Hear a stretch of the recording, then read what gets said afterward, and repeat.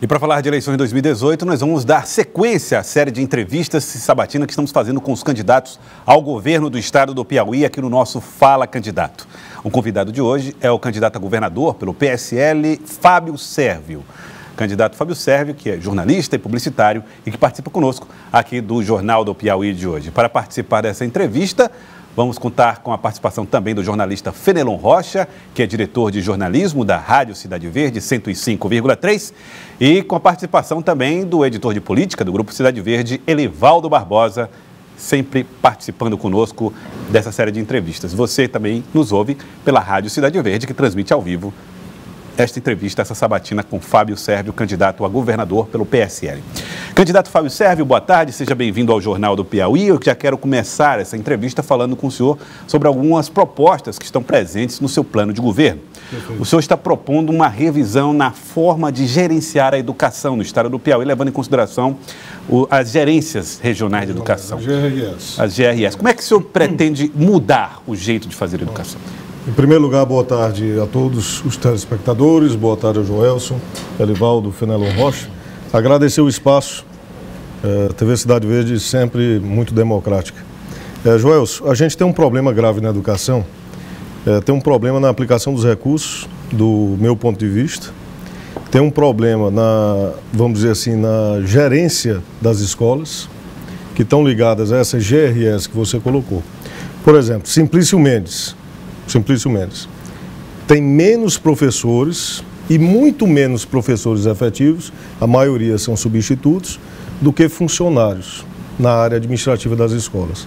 E por que isso acontece? Porque há uma interferência dos políticos na indicação desses cargos. Não preocupados com a qualidade do ensino, mas em sim com as indicações políticas, eles colocam pessoas para ocupar cargos administrativos, comprometendo a capacidade de realizar concursos para professores efetivos. Ou seja, gasta mais com atividade meio do que com atividade fim, seria isso? Há também uma centralização excessiva da Secretaria de Educação. Por exemplo, tem material que está estocado lá de 2016, 2015, 2014, que não chegou nem até as escolas, Tem livro didático que está sendo utilizado que já está ultrapassado, já teve atualizações. E por que isso acontece? Por uma falta de gestão. Porque tem muito político e pouca gestão no governo do estado do Piauí. E o que tem a ver com as greves, essas observações que você vai fazer? Gestão. A gente precisa rever a forma como é feito, vamos dizer assim, a verticalização do processo, mas também administrativamente horizontalizar isso, rever a forma como as escolas são administradas, repensar vamos dizer assim, a utilidade do aparelho público educacional. Teve, no meu ponto de vista, muita escola que foi fechada e precisa ser reaberta. O senhor pretende afastar os substitutos? Não é afastar, é permitir que eles sejam concursados, fazer concurso público. O substituto, o professor substituto, no final das contas, ele quer ser um professor efetivo. Ele não quer ficar à mercê de uma indicação política. Pois não. Candidato, o pai do aluno, ou o aluno mesmo, ele quer saber da qualidade do ensino. Em que esse problema de gestão que o senhor aponta comprometeria o resultado educacional? Por exemplo, numa escola que não tem nem ar-condicionado e nem ventilador, e que o diretor não tem capacidade de resolver o problema. Como é que um professor vai pedir atenção para um aluno em sala de aula se, Joelson, num calor de meio-dia, de uma hora da tarde? O senhor daria autonomia aos professores, aos diretores? Tem que ter autonomia. Tem que ter o controle social no município. Não pode ter essa centralização excessiva. Você tem que dar autonomia e fiscalizar. Aí é que é a questão. Como é que você vai controlar gastos, gerenciar com essa autonomia excessiva? Muito simples. Existe uma coisa que está funcionando no Brasil que chama controle social. Controle social. É isso que você pretende? Além do controle convencional dos órgãos de controle, TCE e CGE, controle social. Estimular a comunidade escolar?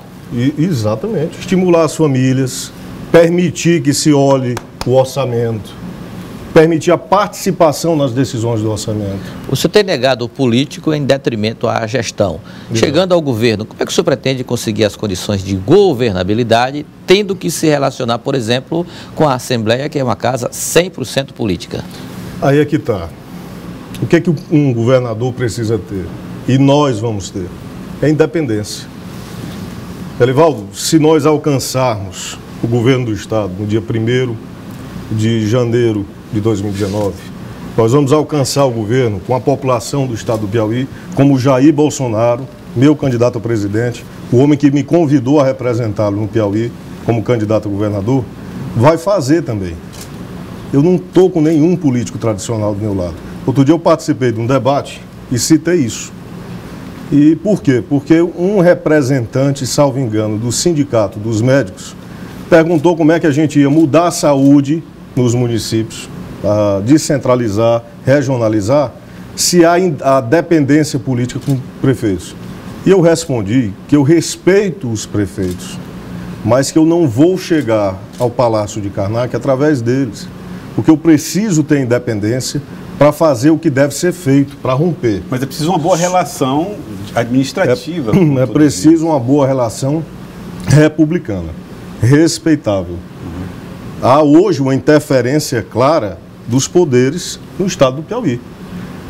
O último que ficou evidente, que não é um poder, mas é um poder anexo à Assembleia, que é o Tribunal de Contas do Estado, que é um órgão auxiliar da Assembleia Legislativa, para fiscalizar o Executivo Estadual, Municipal e outros poderes. O governador do Estado, ao ver que seu governo estava sendo investigado, foi até lá pressionar com os secretários que estavam sendo investigados. Isso é ingerência política, ingerência de poderes. Eu quero é ser fiscalizado no governo. Eu quero é ter oposição no governo. O que o Wellington Dias fez? Comprometeu as finanças do Estado, aumentando a quantidade de secretarias, que ele disse que é coordenadoria, mas é a mesma coisa.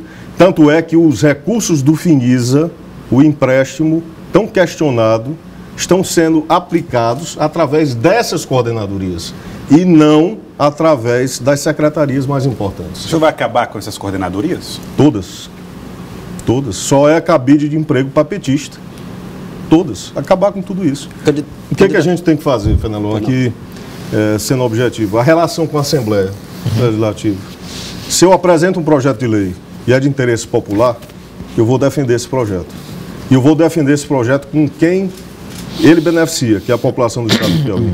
Se um deputado, e eu não vou convocar nenhum deputado para assumir cargo nenhum no Executivo, se um desses deputados da Assembleia chegar até mim e fizer chantagem para aprovar em troca de cargo, em troca de aumento de emenda, ou em troca de indicação, eu vou à imprensa como eu estou bem aqui e digo, olha, eu tenho um projeto, precisa ser aprovado, mas a Assembleia não aprova porque está chantageando. Porque estão pedindo cargos em troca disso. Candidato, na primeira... Isso é ser sincero, isso é ser verdadeiro. O que a gente precisa na política é menos conversa de gabinete e mais sinceridade, mais diálogo com a população. A gente tem que corrigir isso. Candidato, logo no começo do seu plano de governo, o senhor disse assim, que vai apresentar propostas alicerçado no pensamento da direita, da liberdade econômica e em valores conservadores. Perfeito. Eu queria entender o que é que faz diferente para o senhor na oferta para o cidadão que quer melhor educação, melhor saúde, serviço de segurança. O que é que ser de direita ou ser de outro matiz ideológico faz a diferença? Faz muita diferença. Eu estava vindo para cá no carro e ouvi um professor dar uma entrevista numa outra emissora de rádio e ele disse que no Brasil, nos últimos anos, a depressão em crianças aumentou cerca de 200%. A depressão em crianças. Isso associa a quê? Associo a falha na educação. Veja o que aconteceu, por exemplo, que o meu partido, que Jair Bolsonaro, que a gente combate aqui no estado do Piauí, que é o ensino da ideologia de gênero nas escolas. Na Europa, em Inglaterra, onde isso foi implantado, a depressão aumentou, o índice de suicídio aumentou e crianças com problemas psicológicos mais graves chegou a 800%. Você acha que a ideologia de gênero ensinada nas escolas leva a esse cenário? Leva. Joelson, simples. Como é que eu vou pegar para uma criança de 6 anos de idade, de 7 anos de idade, ainda na primeira infância, e vou dizer para ela, como os livros que o PT tentou colocar nesse país, e vou dizer para ela que ela não é nem menino e nem menina, que ela vai escolher o que vai ser depois. Adulto faz o que quiser da vida e a gente tem que respeitar e tem que permitir, porque é da vida privada.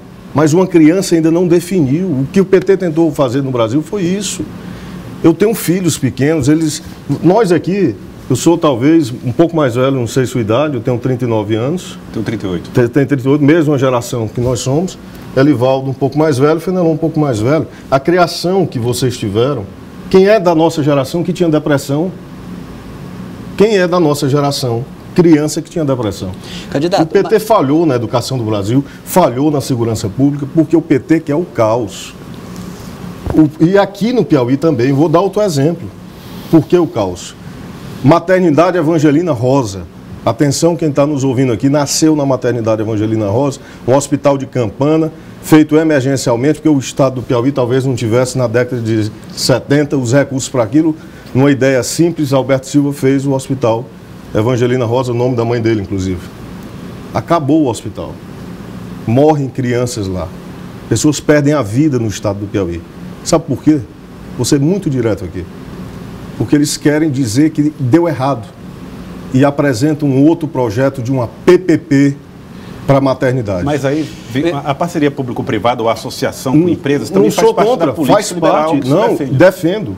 Mas eu não defendo uma PPP que, para acontecer, precise sacrificar algo que já deu certo, que era a Evangelina Rosa.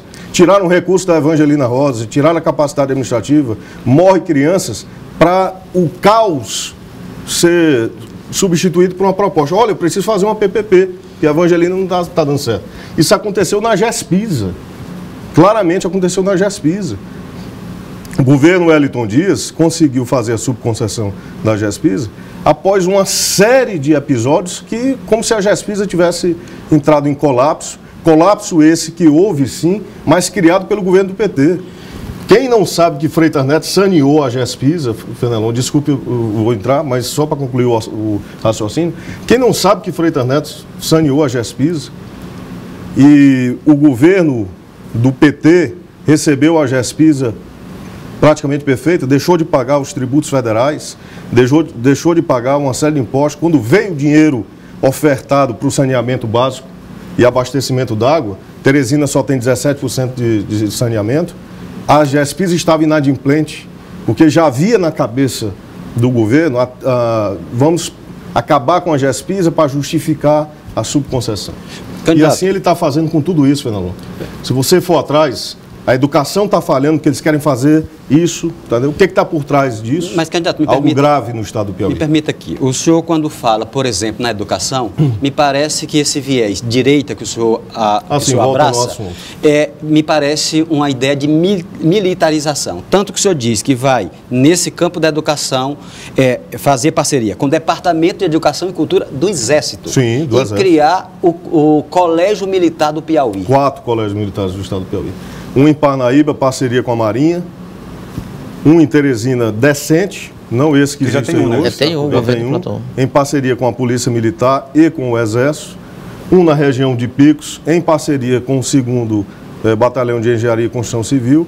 E um no extremo sul do Piauí. E que seria diferente essa educação? Totalmente diferente. Veja o resultado das escolas militares no contexto brasileiro, da disciplina do aluno, da formação, da ordem e da capacidade de competitividade que esse aluno tem quando sai. Os melhores colégios do Brasil são também colégios militares e tem um destaque muito bom. O que está faltando aqui? Voltando para a questão da direita. Por que nós entendemos que a direita é o melhor para o Brasil? Primeiro, o projeto do PT fracassou no país. Fracassou na educação, fracassou na juventude, retirou do Brasil a ordem, que nós tínhamos o mínimo dela, que o PSDB já estava tirando essa ordem ao longo do tempo, tirou a ordem, tirou o progresso do país, a inversão de valores. Quem é cidadão de bem é desprotegido do Estado, não tem segurança. Quem é bandido fica sob a proteção do Estado. Criou-se um conceito de que é melhor ser bandido no país. A impunidade, a roubalheira que tomou de conta do país. Essa não é a deturpação do conceito de direitos humanos? Não, de jeito nenhum. Direitos humanos é uma coisa e tem que ser preservado. Direito do cidadão também. Hoje o cidadão não tem mais direito. Essa vertente Nós queremos devolver a segurança para o cidadão. O Bolsonaro tem uma retórica diferente da minha. Mas nós pensamos a mesma coisa e defendemos a mesma coisa. Pois é, então, essa retórica com relação à segurança, ela é bem alinhada, inclusive, com o discurso do presidenciável Jair Bolsonaro, que tem uma forma mais, digamos assim, ostensiva de combater a violência, a violência como forma de garantir segurança. O senhor vai aplicar isso também aqui no Piauí em relação a esse princípio? Porque você acha que isso põe fim à violência? Totalmente. Não é com flor que se trata bandido. Isso eu disse num debate recentemente. Agora, como é que se trata a violência, a segurança pública no estado do Piauí? Como é que se trata? Em primeiro lugar, nós tínhamos um efetivo suficiente e adequado de homens até a década de 90. Isso foi perdendo a capacidade de reposição de policiais quando iam para a inatividade. O Wellington não prestou grandes concursos públicos no estado do Piauí. Ele declinou, acabou com a Polícia Militar do estado. Viaturas de polícia, todas alugadas. Atenção, vamos fiscalizar lá, tem esquema de corrupção. Por que alugaram viaturas de polícia e morreu policiais militares, morreram transportando presos na caçamba, porque as viaturas não têm a adequada cela, né, e adaptação para isso. Armas, policial militar por um período ficou utilizando arma de treinamento, porque não tinha bala de verdade para utilizar. Dividiam os equipamentos de proteção individual. Então, por que isso? Porque o Wellington tirou o orçamento da segurança pública. Policiais civis do mesmo jeito, delegacia sem estrutura, não dá policial trabalhar, falta combustível. Elivaldo, o que me incomoda, o que me trouxe aqui, o que me faz estar presente aqui hoje, a única diferença que eu tenho em relação a qualquer outra pessoa que está do outro lado vendo a gente, é que eu tive a coragem de, não sendo de uma família de políticos, de ter sofrido toda a perseguição do governo, de saber o que estava acontecendo, não ficar mais calado e mudar de posição. Sair do sofá e vir para cá. Mas, candidato, você foi aliado desse governo, desse candidato em 2014? Nunca fui aliado. Em 2014, eu era um profissional de marketing, tinha minha empresa e, naquele período, voluntariamente, trabalhei e ajudei o Mano Ferrer, que estava lá com ele. É uma coisa totalmente diferente. De senador. Que a gente já tratei de senador Mano Ferrer. Que eu tenho como homem decente, um maçom de princípios, um cara íntegro, que foi utilizado nesse período agora, numa manobra política, porque o Wellington Dias queria escolher quem ele ia enfrentar no segundo turno, comprou parte da imprensa, e aqui não, porque aqui tem gente decente, aqui eu reconheço, esses homens que fizeram essa televisão, doutor Jesus Elias Tager, homem decente, íntegro, construiu sua história no Piauí, alicerçado no trabalho e tem independência. Mas o que eu quero dizer é que o Wellington queria escolher o seu adversário. Tentou o primeiro, não conseguiu. Tentou o segundo, não conseguiu.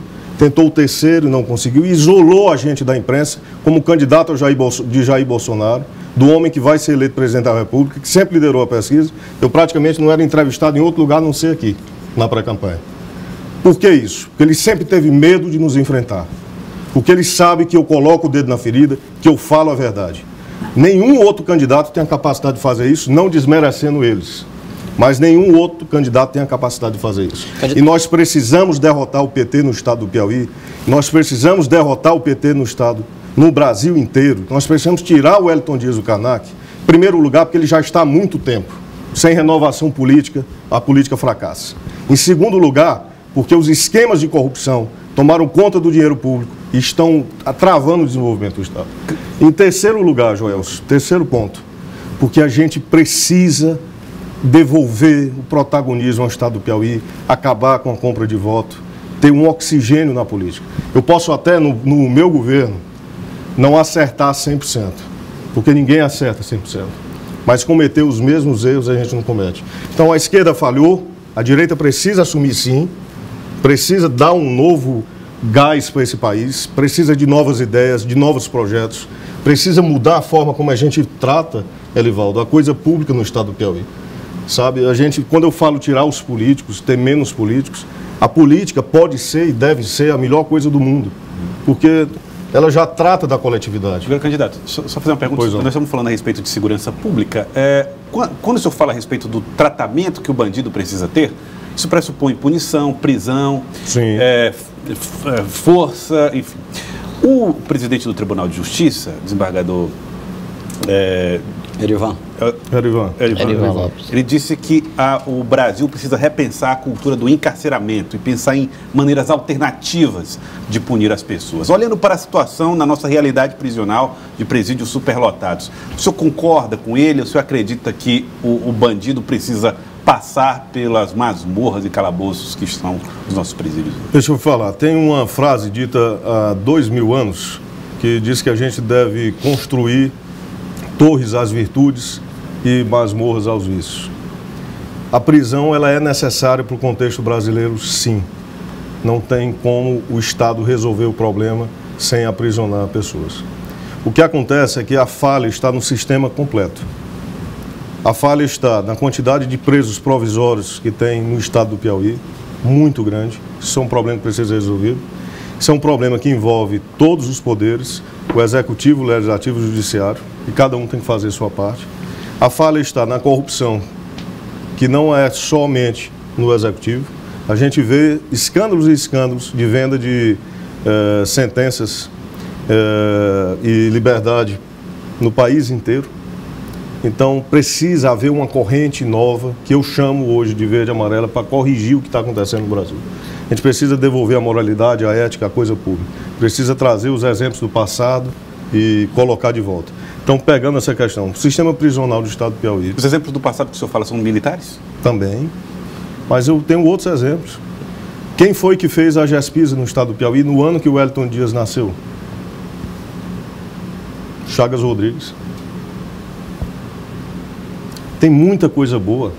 O estado do Piauí, procure analisar, 1927, governador Matias Olímpio, sob o governo, todo o balanço comercial do estado era superavitário. O estado tinha capacidade de investimento. Quantas secretarias tinham naquela época de governo? 6. Não são 70 como tem hoje. Eu respeito a história do Piauí, respeito às biografias. Nós tivemos homens importantes. Alberto Silva teve uma mácula, o centenário dele, eu queria aqui fazer justiça a ele, até por uma questão que eu talvez não tenha mais oportunidade de falar em público dessa maneira, mas com todo o fator que teve, parada de ônibus climatizada, que o Firmino hoje está fazendo, com 20 anos de atraso. Na eleição de 1996, o Alberto Silva propôs isso. A integração dos terminais ele propôs. Não existiria muita coisa nesse estado do Piauí se não fosse ele. Você vai a Parnaíba, eu cheguei de Parnaíba agora, uma grande carreata pró-Bolsonaro. Obrigado, Parnaíba. Cheguei de lá, as avenidas largas, pensadas por ele quando ele foi prefeito, na década de 50. Então a gente precisa. Por que ele fazia isso? Quem era o secretariado de Alberto Silva?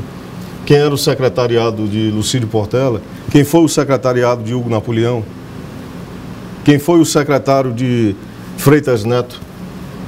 De tantos homens independentes aqui, se de direita ou de esquerda, pessoas que tinham capacidade técnica antes de procurar o político, que eles também procuravam.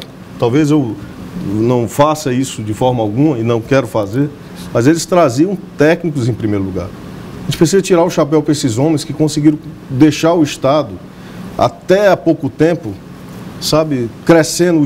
De novo, Alberto Silva, que pensou toda a malha rodoviária do estado do Piauí, permitiu o desenvolvimento das E hoje o Estado enfrenta dificuldades na área da gestão financeira. O que o senhor propõe para deixar o Piauí, digamos assim, não digo com folga de orçamento, mas com recursos próprios para garantir, de um lado, a estabilidade e, de outro lado, planejar investimentos? Um outro comparativo. Quando o Monsanto administrou o governo do Piauí, na década de 90, e lembrando que ele construiu a ponte Alferraz em 100 dias, né? Acho que foi a ponte de 100 dias. Hoje se demora para fazer uma ponte 12 anos. Para reformar o centro de convenções, são 12 anos que está aí. Erro de projeto, corrupção. O orçamento naquela época eram 3 bilhões. O orçamento hoje do estado do Piauí são 12 bilhões. Nós temos tido o nosso povo sacrificado com a carga tributária que nunca foi tão alta na história do Piauí. Eu estou falando de carga tributária do Piauí, alíquota de ICMS. Tem dinheiro, Alival. Tem dinheiro nesse estado. Agora, o que aconteceu com o dinheiro do Finisa, que qualquer um de nós aqui, com a nossa experiência jornalística, de visão, sabe que 600 milhões de reais, aplicados com planejamento, com foco, e objetivando o resultado, daria para resolver grande parte dos problemas do estado do Piauí na área, por exemplo, de infraestrutura. O que esse dinheiro virou? O que 600 milhões de reais viraram na mão do PT? Calçamento no interior do estado, porque queria voto e foi lá negociar com o prefeito e foi lá negociar com a liderança e transformou o dinheiro do empréstimo em nada. Em nada por quê? Porque aquele calçamento poderia esperar um pouco. Candidato, o senhor falou em infraestrutura e dentro do seu plano de governo o senhor fala nesse leque de infraestrutura no Porto de Luiz Correia, mas diz que vai fazer uma auditoria nas verbas aplicadas no Porto de Luiz Correia. O senhor vai fazer auditoria onde mais? Em todo o estado do Piauí. Nós precisamos da verdade. Nós precisamos entender o que aconteceu. Fenelon, vamos fazer uma soma simples aqui. Vamos pegar os 3 últimos anos do governo Wellington Dias. 2015, 2016, Joelson, 2017. Quanto de recurso entrou nesse estado? Eu vou lhe dizer um valor aproximado. Entre empréstimos e entre receita própria, entre transferências voluntárias. 45 bilhões de reais. É o que entrou no estado do Piauí. Bilhões. Aproximado, bilhões. Isso, os 3 anos. Isso no estado, né? No governo. No governo. É muita coisa. A gente precisa saber quem foram os ladrões que fizeram os bebês morrer na maternidade Evangelina Rosa por falta de recursos. Quem foram os responsáveis pelas mortes das pessoas transportadas em ambulâncias dos hospitais regionais, porque lá não tinha medicamento e nem atendimento médico. E que utilizaram a ambulância terapia, como tem outro candidato que fala, em troca de voto. Tem que ter responsável. A gente precisa saber quem são os responsáveis pelo atraso da Transerrados. Por que aquilo ali nunca saiu? Nós precisamos saber quem é o responsável por toda essa crise da Previdência. Quem é o responsável? Existe um responsável nesse estado do Piauí. Não, existem vários. Você propõe o quê? Punição para eles? Total. Ou você propõe uma suspensão do pagamento, por exemplo, dos contratos com terceirizados, até que seja feita todas as auditorias? Como é que você O menor dos problemas que tem no estado do Piauí hoje, é fruto de uma coisa só: corrupção e desvio do dinheiro público. O menor dos problemas. E desvio de caráter.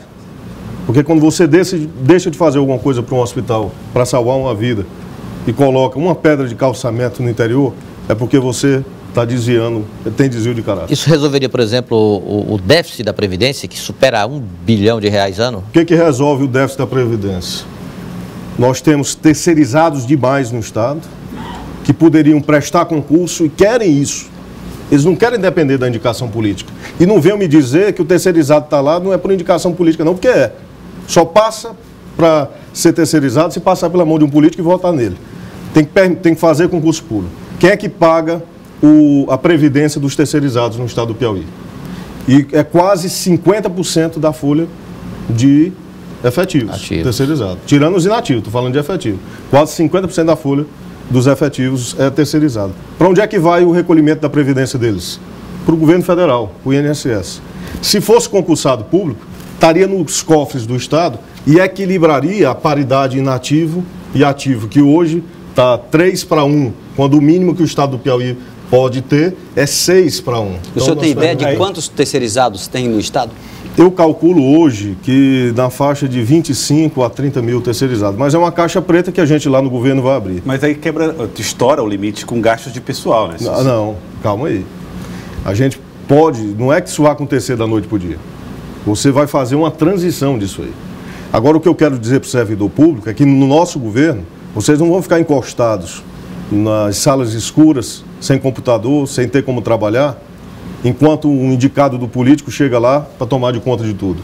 Vocês, servidores, são os responsáveis pela governança da informação do estado do Piauí.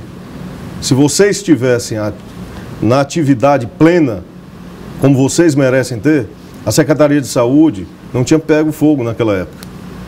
Não tinha acontecido aquilo. A CGE, que ninguém fala disso, e aqui eu vou falar pela primeira vez na televisão, O mais importante não foi a Secretaria de Saúde que pegou fogo.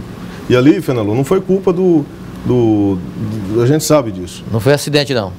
Eu creio que não. O que pegou fogo foi o cofre da CGE que ficava em cima. E que toda a documentação praticamente acabou de auditorias passadas. Você sabe, não sei se você sabia disso ou não, mas o principal era o cofre da CGE. Então o que a gente tem que fazer? Tem que romper com o que está aí. Sabe? Não desmerecendo ninguém, mas colocando o dedo na ferida. Nós precisamos romper com a classe política que existe hoje no estado do Piauí. Nós precisamos de uma nova geração de pessoas influenciadas pela Lava Jato, influenciadas pela revolução de toga que há nesse Brasil, influenciadas sim pelo posicionamento firme de Jair Bolsonaro, que não prega outra coisa e não discursa outra coisa, Joelson, a não ser pátria, família e honestidade nesse país. Ele só fala essas três coisas. Mas isso, na inversão de valores, eu vi o Assis Carvalho, na outra emissora de televisão, dizer que quem segue o Bolsonaro é louco. Quem é Assis Carvalho nesse estado do Piauí? Deixo aqui um ponto de interrogação no ar. Todos aqui sabem quem é. Todos. Eu não vou perder um segundo gastando com ele. Eu sou louco de seguir Bolsonaro. Porque eu sou louco por um Brasil melhor. Porque eu sou louco por um Piauí melhor. Porque eu sou louco para ver essa nação virar a gigante que ela é. Para ver esse estado aqui se tornar independente dessa classe política que está aí hoje. Candidato, eu queria agradecer. Muito obrigado pela participação aqui, candidato Fábio Sérvio, obrigado por vir aqui ao Jornal. Eu que agradeço a oportunidade. Obrigado. E deixo aí o abraço, rapidinho, facebook.com/FábioSérvio17, conhecer nossas propostas. Obrigado. Muito obrigado, candidato Fábio Sérvio, candidato a governador pelo PSL. Muito obrigado, Elivaldo Barbosa, editor de política do Grupo Cidade Verde. Muito obrigado, Fenelon Rocha, diretor de jornalismo da Rádio Cidade Verde 105,3.